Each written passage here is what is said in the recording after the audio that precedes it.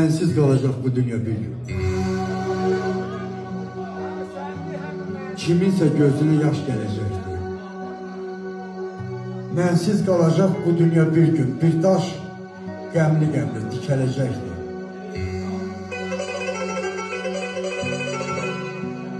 Köçüp gideceğim günün birinde. Hicran göğerecek yerimde benim.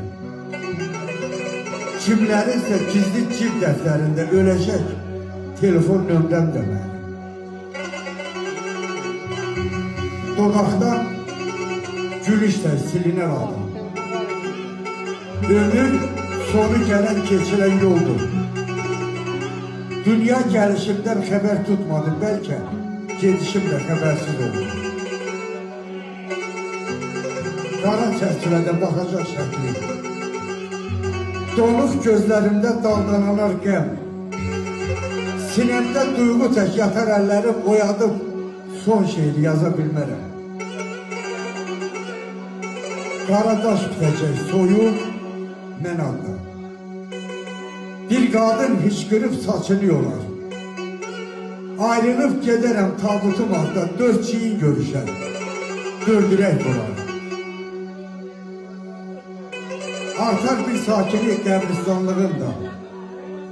Sükut uyuyacaq mənim çarpayımda. Bir çiçək kökünü sinəmə qoyar, ləçəklərə hopar, rəngi qanında. Gəlir bu çiçəyi dərənim olmaz. Bahar göyərdəcək, qış dolduracaq. Bir dəfə başımda çiçəklər hər yaz, yorulumu çiynində qəm qaldıracaq.